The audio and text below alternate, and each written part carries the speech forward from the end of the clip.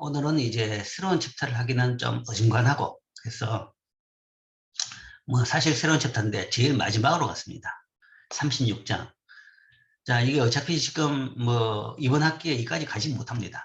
가지 못하는데 일단 한번 짚고 넘어가자라는 차원에서 그냥 이 부분을, 그러니까 시험 문제, 중간고사 범위는 안 들어갈 겁니다. 기말고사 때는 아마 이 내용이 좀 들어갈지 모르겠지만, 중간고사는 안 들어가지만 한번 짚자라는 차원에서 짧은 시간 내에 이 장을 한번 다뤄보겠습니다. 자, 이 장은 거시경제에 관한 6가지 쟁점, 그죠? 맨큐 책에 보면, 맨큐 책은 이제 이 경제에 대한 10가지 기본 원리라는 걸 이야기하죠.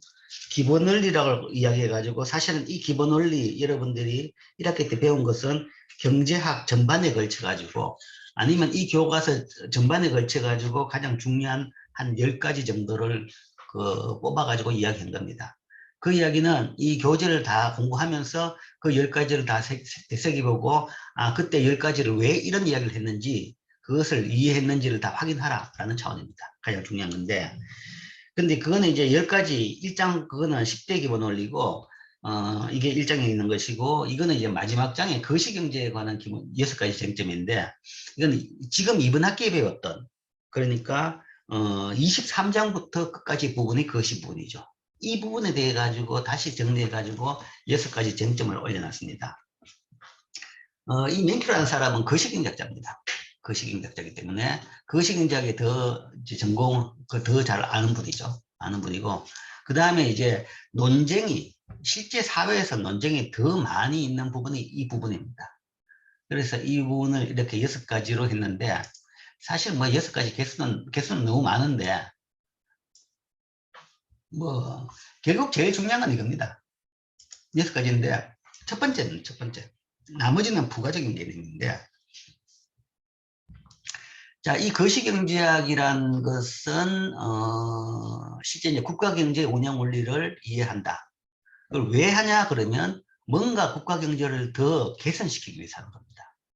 그러니까, 문제가 없는 경우에는 그냥 가만히 놔두면 되죠. 그게 이제 시장에 맡기는 것이 뭐 고전학파적인 그런 사고방식입니다. 경제학의 가장 기본적인 사고방식이죠. 시장이 가장 대부분 문제를 가장 잘 해결한다. 그러면 시장에 맡겨라. 국가는 경제에 손대지 마라. 라는 것이 기본 방침입니다. 기본 방침인데, 이제 1929년 대공황 같은 아주 극심한 경제의 침체가 발생했고, 경제 자체가 자동적으로 회복되는 기능이 좀 망가졌다. 라고 판단된다 그러면 그때는 국가가 개입할 필요가 있다라는 거죠. 그래서 그럴 때 이제 국가가 개입을 하기 위해서 경제에 대한 이해를 하는 것이고, 어떤 방법으로 개입을 하느냐라는 거죠. 그 개입 방법이 뭐 아직은 안 나왔지만 2학기 그 후반부에 나오게 됐습니다. 그렇지만 나오진 않았지만 여러분들이 많이 들었을 겁니다. 주로 경제정책, 거시경제정책, 그러니까 국가 경제에 대한 정책으로는 재정정책과 통화정책을 듭니다. 재정정책이라는 것은 국가가 그냥 돈을 더 쓰는 정책이죠. 더 쓰는 것은 최근에 우리가 접했던 재난지원금, 아니면 뭐 공공근로, 뭐 이런 겁니다. 그런 식으로 돈을 나눠주는 거죠. 그 다음에 또 대표적으로는 SOC 산업. 국가가 만약에 경기가 안 좋고 경기를 부양해야 되겠다 그러면 토건 사업을 일으킵니다. 토건회가 한쪽에서는 비판을 많이 하는데, 이게 전형적인 재정정책입니다. 그냥 돈 나눠주는 것보다 대신에 뭔가 이런 걸 뭐 좀 하자라는 거죠. 이런 토건 사업을 일으키면 옛날에는 사람이 많이 필요했죠. 그래서 그 대표적인 게 미국의 뉴딜 정책. 뉴딜 정책이라는 게 대표적으로 토건 산업입니다. 토건 사업이죠. 그래서 후버댐이란 엄청난 이 댐, 캘리포니아에 있는 댐을 만들었죠. 그 다음에 뭐 고속도로를 짓고, 그거 통해 가지고 국가가 많은 사람을 고용을 하고, 그냥 돈을 나눠주는 게 아니라 고용을 해가지고 일을 시키고 돈을 나눠주는 그런 사업을, 민간이 안 하고 일자리가 없으니까 그런 식으로 일자리를 만들어 가지고 돈을 나눠주면서, 그 다음에 그냥 돈만 나눠주는 것이 아니라 결국은 사회 인프라가 남은 겁니다. 그런 것들이 일반적인 재정 정책입니다. 재정정책이고, 통화정책이라는 것은 돈을 더 찍어내는 겁니다. 최근에 이제 하고 있는 이자율을 낮추는 정책, 또는 더 나아가서 양적 완화라는 용어를 들어봤을 겁니다. 조금 어려워서 지나친 사람도 많겠지만 양적 완화라는 정책이 있습니다. 돈을 더 찍는다. 돈을 더 찍어가 나눠주는 게 아닙니다. 통화정책이라는 것은 돈을 더 찍고 더 발행한다는 것은 돈을 찍어서 그냥 주는 게 아니고, 돈을 찍어가지고 주고, 그러니까 중앙은행이 시중에 있는 다른 걸 사들이는 겁니다. 주로 채권을 사들이는 겁니다. 이자율을 낮추는 정책도 마찬가지고 양적 완화도 마찬가지인데, 시중에 있는 채권을 사들이면 사들이는 채권만큼 현금이 더 나가죠. 채권을 사들였다 그러면 채권을 예를 들어 가지고 1조 원치, 100억 원치 사들였다. 그러면 100억 원 돈을 주고 채권을 100억 원치 사들이는 겁니다. 그러면 중앙은행은 이제 채권을 100억 원치 가지게 되고, 대신에 시중에 있는 그 채권 가지고 있던 금융기관이나 개인 같은 경우에는 현금을 100억 원 갖게 되는 거죠. 그래서 이제 가지고 있는 금융상품의 종류가 바뀌는 거죠. 그렇게 바뀜으로써 시중에 소위 채권은 줄지만 현금을 더 투입하는 그런 것을 우리가 통화정책이라고 합니다. 돈을 더 투입한다 라는 것은 그냥 공짜로 주는 건 아니죠. 공짜로 주는 건 아니고, 대신에 금융기관이, 중앙은행이 그만큼 금융자산을 가지면서 돈을 더 투자하는 것, 돈을 더 투입하는 거죠. 그래서 시중에 현금이 많도록 만들어주는 그런 것을 통화정책이라고 합니다. 그래서 통화정책은 사실은 비용은 없는 셈입니다. 왜냐하면 정상화되고 나면 가지고 있던 채권을 다시 파는 거죠. 다시 팔면 그대로 현금이 다시 환수됩니다. 그렇기 때문에 비용은 없어요. 비용은 없는데, 재정정책 같은 경우도 사실은 그 투자만큼 댐을 만들어가 댐 가치가 그만큼 된다 그러면 그건 비용은 없는 거죠. 그렇지만 이제 공공근로라든지 아니면 재난지원금 같은 경우는 그냥 무조건 그게 전액이 다 비용이 되는 셈이죠. 어쨌든 종류는 차이가 있습니다. 자, 제일 큰 쟁점은 이런 정책, 그러니까 경기를 살리기 위해서 이런 정책을 하는데 이거를 적극적으로 해야 되느냐라는 겁니다. 이 정책을 사용해서 경기를 완화해야 되느냐라는 거죠. 이게 제일 큰 논쟁입니다. 이게 왜 논쟁이냐? 이게 논쟁할 거리도 아닌데 당연히 해야지 라고 생각하겠죠. 근데 이제 대부분 경제학자들은 1번에 대해 가지고 반대합니다. 왜냐하면 이걸 통해 가지고 경기 변동을 완화 못한다는 이야기죠. 대부분. 우리가 해보니까 이걸 통해 가지고 경기 변동을 완화 못하더라. 오히려 이 정책 자체가 경기 변동을 더 심화시키더라. 많은 경우에 경기가 나쁘다는 시점을 잘 모릅니다. 지금 경기가 좋은지 나쁜지 잘 몰라요. 우리가 예측을 이야기한다 그러면 날씨 일기예보하고 그 다음에 경제 예보하고 양대 예보가 되겠는데, 일기예보는 틀렸다고 자꾸 비난을 하지만 최소한 일기예보는 일기 중계는 할 수 있어요. 지금 여기서 비가 오고 있습니다. 중계는 가능하죠. 그런데 경제는 중계마저도 불가능합니다. 지금 경기가 좋나요, 나쁘나요? 잘 몰라요. 좋은지 나쁜지. 실제적으로 우리가 이제 그걸 나중에 지표로 알고 있는데, 이제 GDP 같은 걸 통해서 알고 있죠. GDP의 어떤 기준선을 정하고, 기준선이 또 그게 맞는지 틀린지에 대한 논란이 많지만, 그것보다 더 많으면 경기가 호황이고, 적으면 경기가 불황이다라고 보는데, 그래서 나중에 그걸 보고 판단을 하는데, 문제는 그 지표가 나오는 것이 보통 시간이 지나고 1년 반 있다 나옵니다. GDP는 짓게 하는데 시간이 엄청 많이 걸려요. 전수조사기 때문에. GDP 확정치가 나오는 게 1년 반 걸립니다. 그러니까 판단할 수 있는 데이터 자체도 1년 반 있다가 나오니까 알 수가 없는 거죠. 그런 문제. 그러니까 할 수가 있다 그러면 이 가지고 경기 변동을 완화시킬 수 있으면 당연히 해야 되겠죠. 그게 돼가지고 부정하는 사람은 없습니다. 할 수 있으면 당연히 해야 됩니다. 그런데 문제는 할 수가 없더라라는 이야기죠. 할 수가 없는 요인이 여러 가지가 있는데, 첫 번째, 경기가 나쁠 때는 정책을 하고 경기가 좋을 때는 정책을 안 해야 되는데 언제가 나쁠 때인지 좋을 때인지 그걸 잘 모르더라. 그러니까 함부로 하다가 뭔가 하면 사고를 많이 쳤습니다. 그래서 하지 마라 오히려. 그게 답입니다. 물론 금융위기나 코로나 같은 경우라면 그거는 간단합니다. 이거는 뭐 경기가 나쁘다 좋다 그 논쟁할 여지가 아니죠. 논쟁할 때가 아니죠. 그러면 이때는 오히려 쉽게 합니다. 쉽게 하는데 이제 얼마나 깊이 해야 되느냐 그때는 논쟁이지만 이때는 당연히 누구도 이런 정책을 하는데 대해 가지고 반대하지 않습니다. 모든 경제학자들도 당연히 찬성을 하죠. 찬성을 하는데 지금 현재를 보자 그러면 지금 현재 보면 지금 그러니까 이 정책 중에서 사실은 주정책은 통화정책입니다. 선진국들은 다 통화정책이 주정책입니다. 재정정책은 액수도 제한돼 있고 아까 말한 대로 비용도 굉장히 많이 따르기 때문에 할 수 있는 이 폭이 얼마 안 됩니다. 그래서 주로 하는 것은 통화정책인데 현재 보면 이 통화정책을 너무 심하게 했다라는 지금 비판이 많이 나옵니다.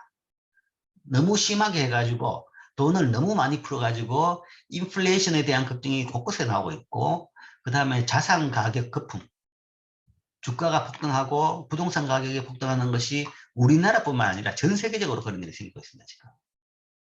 그게 지금 전 세계적으로 코로나 때문에 통화정책을 너무 확 늘어난 거죠. 뭐 전 세계라 그러지만 사실은 뭔가 하면 제일 큰 책임은 미국에 있습니다.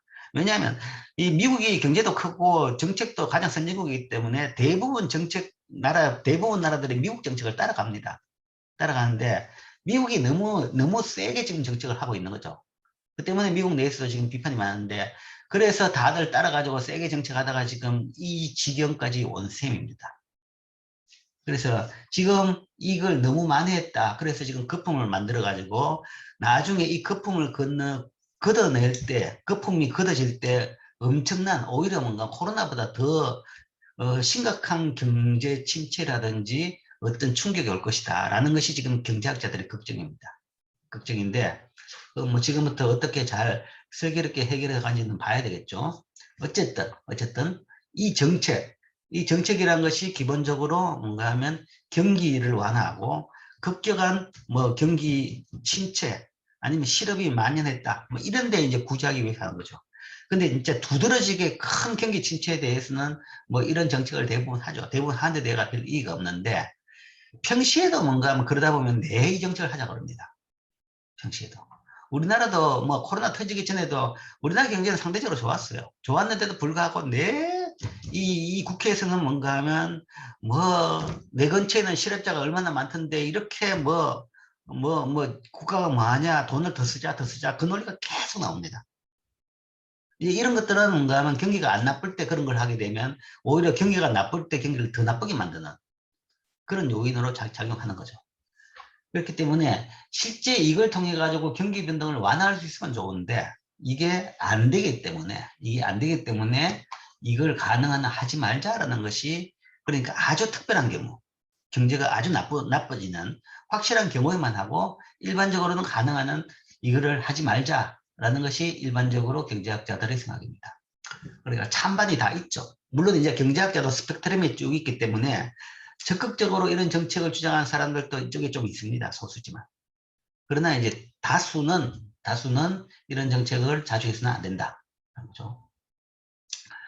그리고 또 이제 왜 그러냐 그러면 비용 때문에 그렇죠. 비용 때문에. 비용 없는 정책이 없습니다. 정책 그런데 모든 정책에는 다 비용이 있습니다. 그렇기 때문에 그 비용 때문에 특히 비용 대비 가성비가 안 맞다라는 게 경기 침체를 타개하기 위해서 감세보다는 재정 지출 증가를 가야 된다. 그 다음 재정 정출을 할 때는 재정 지출 방법이 두 가지가 있는데 세금을 깎아주느냐 아니면 정부 지출을 돈을 더 주느냐 그 두 가지죠. 어쨌든 둘 다 민간한테 돈이 더 들어오는 방법인데 뭘 하냐 뭐 이런 논쟁이 있습니다. 이런 논쟁이 있는데 이게 뭐 기술적인 논쟁이고 이런 거는 2번, 3번, 4번은 사실은 이제 조금 더 여러분들이 이제 뭐 좀 전문적인 내용이고, 그 다음에 이제 5번 정도를 다시 보죠. 5번 정도. 정부는 균형 재정을 달성해야 하는가? 라는 거죠. 균형 재정을 달성해야 되나? 재정 정책이죠. 물론, 여기에 대해서 이제 뭐 최소한의 합의는 경기가 굉장히 안 좋을 때는 뭐 균형 재정을 달성할 필요가 없다라는 것은 대부분 경제학자들이 동의합니다.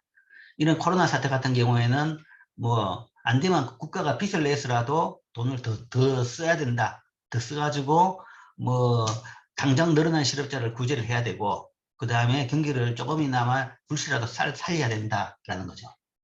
근데 이제 그게 아니라 통상적인 거죠. 통상적인 거. 일반적인 경우. 기본이 이걸 해야 되느냐라는 이야기죠. 근데 이제 아주 특별한 경우를 제외하고는 항상 저걸 해야 된다. 그리고 저걸 뭔가 하면 우리는 보통 경제학자들이 추천하는 것은 동태적으로 균형 재정을 달성하라는 거죠. 균형은 실제 균형 재정은 근과 억조입니다. 반드시 지켜야 될 겁니다. 그렇지만 불가피한 경우에는 잠시 적자를 낼 수 있다. 지금 같은 경우에는.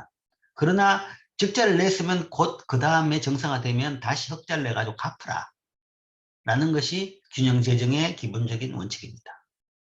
그러니까 매년 고지식하게 균형을 달성할 필요는 없지만 균형이라는 것은 즉 국가가 쓸 만큼 세금을 거두라라는 거죠. 쓸 만큼 세금을 거두고 세금하고 지출하고 똑같이 만들라라는 것이 균형입니다. 그걸 이제 매년 고지식하게 할 필요는 없지만 최소한 3년, 5년 정도로 해가지고는 균형을 맞춰야 되는 겁니다. 일시적으로 많이 썼다 그러면 그 다음에는 그걸 메꿔놔야 되는 거죠. 최소한 뭐 이렇게 봐야 되죠. 대통령 임기가 있다 그러면 그 대통령당 자기 임기 내에 균형을 달성하라 하는 거죠. 뭐 한 해, 두 해 정도 적자 볼 수는 있지만 아니면 나머지 해라도 흑자를 내 가지고 균형을 맞춰라 하는 거죠. 그게 너무 짧다 그러면 아니 집권하는 정당별로라도 하라 하는 거죠. 왜 그렇냐, 왜 그걸 달성해야 되냐에 대해서는 균형을 달성하지 못하면 그게 남는 것이 국가 부채입니다. 국가 부채가 남는다는 거죠. 여기에 항상 나오는 전 세계적으로 지금 논쟁 중인 게 이런 겁니다. 자, 정부는 균형 재정을 달성해야 된다. 자, 첫 번째 여기 대해가 균형 재정을 옹호하는 첫 번째 입장은 그겁니다. 정부 채무. 정부 채무는 결국은 국가 부채로 쌓이게 되고 이 국가 부채는 미래 납세자들에게 부담이 되는 겁니다. 미래 납세자들이 갚아야 되는 거죠. 계속 안 갚고 넘긴다? 그건 불가능합니다. 언젠가는 터집니다. 언젠가는 그게 금융위기라는 모습으로 한꺼번에 다 터집니다. 여기에도 공짜 정신이 없습니다. 노 프리런치입니다. 지금 그걸 낼 것이냐 아니면 나중에 우리 후대가 낼 것이냐 그겁니다. 아니면 후대가 낼 것이냐. 2018년 미국의 1인당 국가 정부 채무액이 약 4만 8천 달러입니다. 미국 그 GDP가 1인당 GDP가 아마 6만 달러 정도 됩니다. 1인당 GDP가 6만 달러 되는데 4만 8천 달러다. 자, 그래서 이런 꼬마도 내가 갚아야 될 채무가 4만 8천 달러, 5만, 50만, 500만, 5천만, 5천만 원입니다. 1인당 국가 부채가 5천만 원. 내가 갚아야 될. 국가가 아니라 뭔가 하면 나중에 뭔가 하면 그 국가는 누구냐? 결국은 국민 세금으로 갚아야 되는 거죠. 그 국민들이 갚아야 될 것이 1인당 5천만 원씩이다라는 거죠. 우리나라는 지금 어느 정도냐 그러면 우리나라 GDP가 2천조 원 정도 됩니다. 2천조 원 정도 되고 지금 국가 부채가 아마 1,000조 원 정도 됩니다. 그러니까 GDP 대비 지금 한 50% 정도, 50%까지 올랐습니다. 1,000조 원이다 그러면 이걸 우리나라 5천만 인구로 나누면 1인당 2천만 원 정도입니다. 2천만 원. 미국은 5천만 원인데 우리나라 2천만 원이라서 뭐 미국보다는 한 절반보다 좀 절반 이하구나. 그런데 GDP 따져보면 별 차이 안 나요. 왜냐하면 미국 GDP가 우리보다 1인당 GDP가 배가 높기 때문에 우리나라가 국민소득이 1인당 3만 불이죠. 미국은 6만 불입니다. 그렇게 보면 부담으로 봐가지고 별 차이 안 납니다. 부담으로. 거의 같은 수준이죠. 근데 이제 여기다 이제 더한 문제가 있습니다. 더한 문제가 있는데, 지금부터 한 4, 50년 있다 보면 우리나라 인구는 절반으로 준다고 되어 있습니다. 경제 예측은 잘 못해도 인구 추정치는 굉장히 정확합니다. 인구는 별로 이제 이 변화가 적습니다. 한 4, 50년 있다가 인구가 절반으로 줍니다. 지금 뭐 애를 안 넣죠. 애를 안 넣기 때문에 지금 가장 많은 그 사람들이 내가 베이비붐 세대의 제일 마지막입니다. 63년생. 네까지 베이비붐 세대의 사람이 굉장히 많았는데 네 세대까지 다 죽고 나면 그때부터는 인구가 그러니까 베이비붐이 죽으면서 인구가 팍팍 줄기 시작합니다. 벌써 지금 작년부터 우리나라 인구가 주는 추세로 나왔습니다. 줄고 지금부터 급격히 줄면서 한 40년 지나면 인구가 절반으로 됩니다. 인구가 절반으로 된다 그러면 1인당 국가 부채는 배가 되는 거죠. 5천만 원으로 나눠가지고 1인당 2천만 원 그랬는데 이게 지금 이제 40년 동안 증가하는 걸 빼고 지금 액수를 그대로 따지더라도 40년 뒤에 인구로 봐가지고는 1인당 곱하기 2가 되는 거죠. 4천만 원이 됩니다.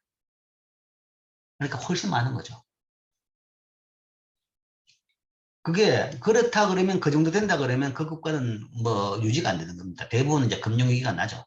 나가지고 엄청난 고통을 겪죠. 최근에 유럽 그러니까 뭐 선진국이라는 유럽에서도 금융위기가 났었죠. 그게 유럽의 네 개 나라에서 소위 국가 부채발 국가 부채가 워낙 많아가지고 이게 더 이상 이제 거의 부도가 나는 거죠. 국가 채권이 만개가 돌아왔는데 그걸 갚을 돈이 다 떨어진 겁니다. 그게 포르투갈, 스페인, 그 다음에 아일랜드, 마지막에 제일 크게 치는 것이 그리스, 픽스 나라 그럽니다. 픽스. 이 네 개 나라에서 금융위기가 났죠. 이건 다 국가 부채발 금융위기입니다. 그래서 뭐 그리스 같은 경우에는 금융위기 나자마자 거의 전 국민의 실업률이 뭔가 하면 60% 정도 올랐습니다. 전 국민의 절반 이상이 실업자가 된 거죠. 되고 뭐 경제는 뭐 진짜 흉흉하게 되고 그런 거죠. 그 다음에 이제 공무원들의 뭐 한 4분의 1을 뭐 해고시키고 연금이 대부분 다 없어지고 뭐 이런 사태가 생긴 겁니다.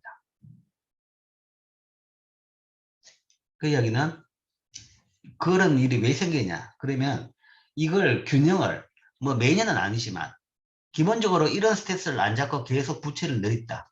우리 부채 이 정도는 괜찮다. 감내할 수 있다. 라는 것은 없습니다. 부채는 없으면 없어서 좋은 거죠. 그리고 개인을 이야기할 때는 자식들한테는 상속, 재산을 남겨주고 싶어 하는데 뭐 똑같은 논리죠. 자손들한테 재산을 남겨주는 게 좋지 부채를 남겨주는 것은 가장 나쁜 부모인 셈이죠. 개인끼리는 안 되면 뭔가 하면 파산 신청을 할 수는 있습니다. 그런데 국가 간에는 그런 것도 안 통하는 겁니다. 그런 차원에서 이제 균형 재정의 문제를 봐야 된다는 거죠. 이게 이제 제일 큰 논쟁인데, 이게 우리나라에서 정치적인 논쟁 정도가 아니고 전 세계적인 논쟁입니다. 모든 선진국에서 똑같이 다 이 문제입니다. 그리고 이게 일종의 선진국 병입니다. 후진국에는 이런 일이 안 생겨요. 왜냐하면 후진국은 개도국 같은 경우에는 국가가 부채를 못 샀습니다. 국가가 부채를 쌓으려고 그러면 돈을 빌려와야 되는데 개도국 정부는 돈을 안 빌려주죠. 못 믿으니까. 그게 뭐 장점이면 장점인데 그렇기 때문에 이 국가 부채가 있는 것은 다 선진국적인 현상입니다. 선진국적인 현상이고 선진국이 정책을 잘 쓴다는 명분하에 그런 명분하에 정치적으로 뭔가 하면 스포일 된 거죠. 스포일 돼 가지고 이런 나라마다 국가 부채가 쌓이고 있는 현상입니다. 이게 이제 제일 큰 이제 이슈들입니다. 그 이슈들이 이렇게 있는데 정책을 적극적으로 할 것이냐. 그리고 그 정책을 결과라는 것이 사실은 이 국가 부채라는 거죠. 이 정책을 한다. 재정 정책의 결과가 균형 재정을 깨는 것이고, 그 다음에 그 깬 결과가 국가 부채로 쌓이는 것이다. 보고 반면에 아까 이야기했죠. 통화 정책 같은 경우는 사실은 비용은 생기지 않습니다. 비용은 생기긴 생기죠. 굳이 말해서 생긴다 그러면 인플레이션이 비용입니다. 인플레이션에 대해서 봤죠. 인플레이션 자체가 비용입니다. 실제적으로 누구한테 얼마씩 거두지는 않습니다. 거두지는 않지만 인플레이션 자체가 비용하고 똑같습니다. 그래서 우리가 인플레이션 텍스라고 이야기합니다. 국가가 돈이 필요하다 그러면 재정 빌려오는 것이 아니라 개도국에서는 아까 못 빌린다고 했죠. 안 빌려주니까. 그런 경우에 이상한 개도국 같은 경우는 어떤 짓을 하는가 하면 돈을 더 찍습니다. 국가가 돈이 없으면 돈을 더 찍어 나눠줘 그래요.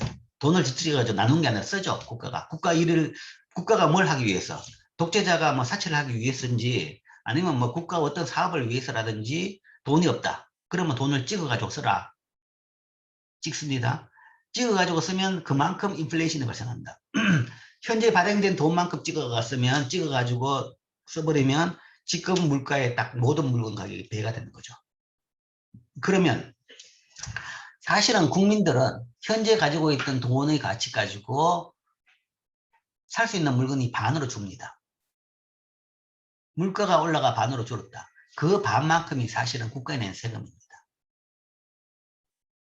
그게 인플레이션의 비용이죠. 인플레이션의 비용, 통화정책의 비용입니다. 그러니까 구체적으로 숫자가 남는 건 아니라 인플레이션 형식으로 통화정책은 비용으로 갑니다. 비용으로 가는데 이런 비용으로 세금을 징수한 나라는 아주 이상한 나라들. 지금 세계적으로 유명한 나라들 몇 개 있습니다. 짐바브웨 아니면 베네수엘라 지금 그런 나라들이 그렇게 재정이 다 파탄 나가지고 돈을 찍어가지고 인플레이션 레이트가 물가 상승률이 1년에 만 퍼센트가 아니라 10,000배, 10만 배씩 올라갑니다. 물가가 10,000배, 10만 배 올라간다. 그게 무슨 말인지 여러분들이 전혀 감이 안 잡히죠. 실제 그렇습니다. 그런 일이 생긴 나라들이 있어요. 실제 이제 그게 1차 대전 끝나고 나가지고 독일부터 전후 배상금 때문에 독일에서 발생한 첫 현상이고 우리가 관찰하는 것 중에서는 그 뒤에 이제 그 근처 나라들이 좀 발생했고 그 다음에 이제 종종 이렇게 발생합니다. 개도국에서 경제가 파탄나면서 발생하는 소위 하이퍼 인플레이션이라고 합니다. 그런 것들이 이제 통화정책의 비용인데 대부분 선진국들은 이제 그건 알죠. 그렇기 때문에 그런 정책은 하지 않습니다. 하진 않고. 그리고 그런 정책이 안 되기 위해서 통화를 담당하는 중앙은행에 대해서 독립성을 보장합니다. 보장하기 때문에 그런 건 안 하죠. 그게 이제 비용이죠. 그래서 지금 이제 신문에 보면 언론에서 항상 등장하는 이야기가 지금 인플레이션 걱정이 많이 나옵니다. 선진국에서. 미국부터 시작해가지고 뭐 우리나라도 뭐 그런 이야기가 종종 나오죠. 그래서 미국 지금 이번 달 발표된 물가 지수가 뭐 물가 상승률이 5.4%다. 5.3% 정도로 예측했는데 그보다도 더 높게 5.4%가 나왔다.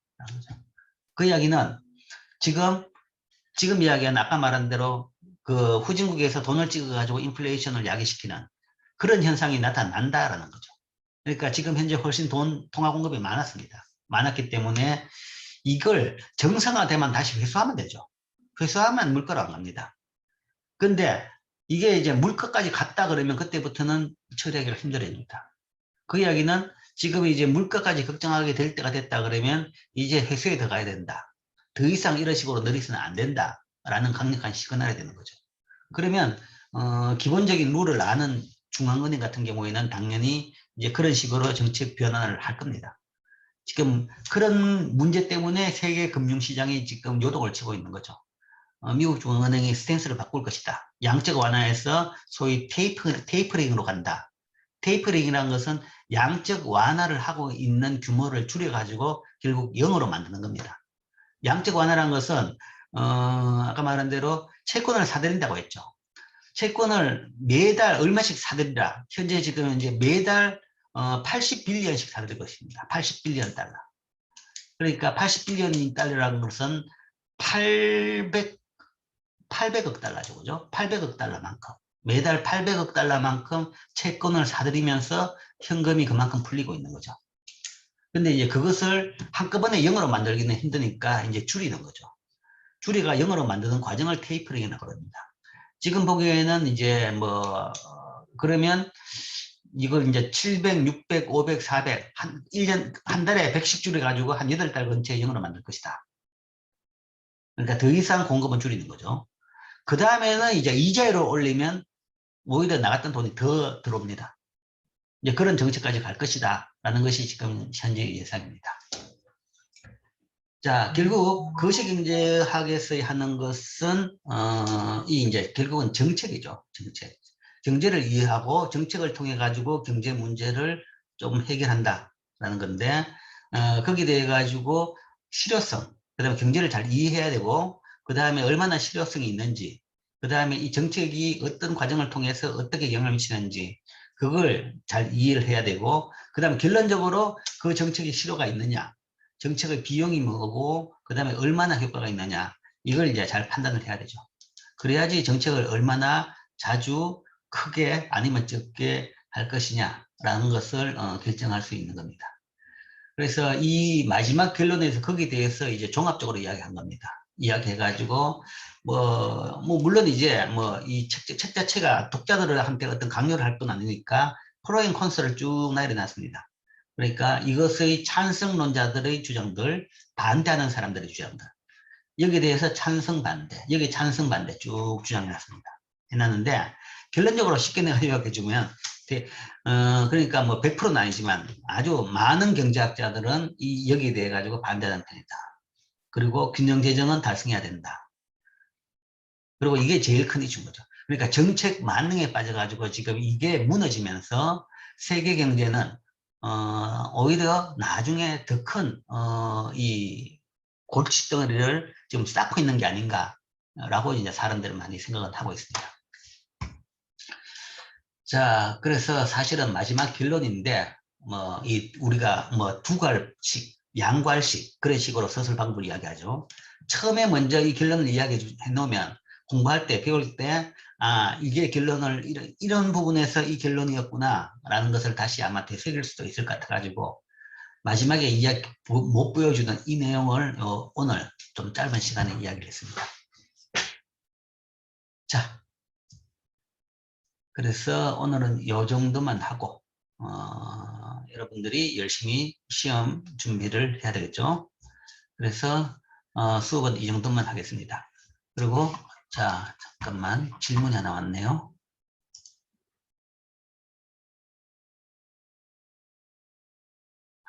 자, 현재 재난지원금을 국민에게 계속 지급하는 것도 이번에 재정지출 증가를 택한 사례로 봐야 되는가? 그러니까 재난지원금은 여기서 이야기하는 1번에 당연히 1번이 포함됩니다. 경기 변동 완화. 지금 코로나 사태는 경기가 굉장히 나쁘죠. 그래서 그걸 완화하기 위해서 사용한 재정 정책이 재난지원금입니다. 그래서 지금 같은 아주 심각한 경기 침체에 대해서 재정 정책에 대해서는 반대하는 사람이 없습니다. 당연히 해야 되겠죠. 해야 됐는데 자 방법은 문제입니다. 방법이 어떻게 해야 되느냐. 재난지원금의 방법을 취해야 되느냐 아니면 예를 들어서 상공인 지원금으로 가야 되느냐에 대해 가지고 일반적인 경제학자들은 거기에 대해서 후자입니다. 그러니까 다른 나라를 쓴 예를 보면 그렇게 나와요. 실제 이제 이 코로나 때문에 피해를 봤다. 그러면 피해본 사람한테 뭔가 하면 그 피해를 가능한 한 좀 줄이고, 피해를 다 보상은 그가 못하죠. 피해를 좀 이제 줄여주고, 그 다음에 살아남도록 해줘야 됩니다. 1년 동안 가게 손님 없으면 거의 다 망하죠. 문 닫죠. 그런데 그래가 다 문 닫고 나면 1년 뒤에 예를 들어 1년도 넘었지만 코로나 끝나고 나가지고 경제가 정상화되면 그때는 가게가 없어가지고 야단냅니다. 물건 살 데가 없고 밥 먹을 데가 없어지는 거죠. 그런 식으로 문을 닫았다가 열었다가 하면 국가적으로 비용이 더 많이 듭니다. 개인적으로도 비용이 더 많이 들고. 그렇기 때문에 이 코로나 기간 동안에 가게가 문을 닫던 손님이 절반으로 떨어지던 그 상태에서 버틸 수 있도록 지원을 해줘야 되는 거죠. 그걸 먼저 했어야 됩니다. 그걸 먼저 그런 거를 해야 되는 거지. 국민 전체적으로 돈을 나눠준다고 해가지고 그게 효과가 있는 건 아닙니다. 그거는 진짜 효과가 없는 정책입니다. 국민 전체적으로 국가 재난지원금 같은 식으로의 정책은 효과가 없는 겁니다. 그건 가장 나중에 이제 두고두고 이야기가 되겠죠. 가장 효과가 없는 잘못된 돈만 날리는 정책인 거죠. 그러니까 그 경우에는 아니 손해 안 난 사람은 돈 더 받아가지고 더 쓰고 이 때문에 뭔가 곤란한 지경에 접한 사람은 뭔가 하면 거기 비해 가지고 비교도 안 되는 정도고 이렇게 되는 거죠. 그래서 다른 나라 같은 경우에는 코로나 때문에 영업을 못하는 가게에 대해 가지고 하루에 얼마씩 이런 식으로 지급을 해줬죠. 초기부터. 우리는 나중에 지금 이런 법을 만들어 가지고 소급해 가지고 지금 해주니 소급은 또 안 된다 그래 가지고 최근 몇 달에 대해서 해준다라고 했는데 처음부터 그런 걸 했어야 되는 거죠. 그래야지 중소상공인들이 가게들이 문을 안 닫고 제일 타격을 받은 게 뭔가 관광과 가게입니다. 그죠? 그 부분의 기능을 할 수 있도록 살아남을 수 있도록 도와줬어야 되는 거죠. 재난지원금 같은 경우는 사실은 제일 문제가 되는 정책입니다. 전 국민한테 돈 준다고 그게 무슨 문제가 해결되냐는 거죠. 그러니까 오히려 뭔가 하면 지금은 밖에 다니면서 지금은 좀 낮았지만 얼마 전까지만 하더라도 밖에 다니면서 안 사 먹어야 될 겁니다. 가능한 한 집에 있어야 되고 덜 돌아다녀야 되는데 뭐 갑자기 또 관광 쪽이 안 좋다고 해가지고 관광 쿠폰을 나눠준다든지. 그러니까 정책에 보면 산하고 영 엇나간 정책들이 꽤 있었죠. 그런 차원에서 정책의 문제지 정책 자체를 하지 말아야 되는 건 아닌가요? 하긴 해야 되죠. 근데 잘못된 정책이었다는 것이 문제인 거죠. 그 다음에 이제 여기서는 뭐 감세를 하거나 재정지출 증가. 이 경우에는 재난지원금은 재정지출 증가고 지금 이제 상공인에 대한 어떤 중소상공인에 대한 어떤 지원 도맹 이 부분입니다. 이 부분인데 뭐 감세를 하지는 않았죠. 감세를 하지는 않았는데 이거는 이제 정책이 아니라 자동적으로 감세가 됩니다. 자동적으로. 이게 이제 자동 안정화 장치가 인셈인데 경기가 나쁘면 매출이 줄어가지고 물건이 안 팔리니까 이익도 없죠. 그러면 기업들이, 가게들은 세금을 안 냅니다. 세금이란 것은 이익에 대해서 세금을 냅니다. 기업이나 가게들은 이윤이 발생해야 세금 냅니다. 이윤이 발생 안 했으니까 세금이 나오지도 않는 거죠. 매출이 발생 안 했으니까 부가세조차도 뭐 낼 필요가 없어지는 거죠. 그러니까 이건 감세는 이 경우에는 경기가 나빠지면 자동적으로 감세가 이루어집니다. 그리고 현재 이제 이것도 일종의 경제 정책이죠. 그런 식으로 이제 세금 제도가 작동하도록 되어 있는 겁니다. 그래서 긴급 재난지원금은 자체는 감세는 아니고 그냥 재정 지출이죠. 재정 지출 증가. 인셈입니다. 자, 답이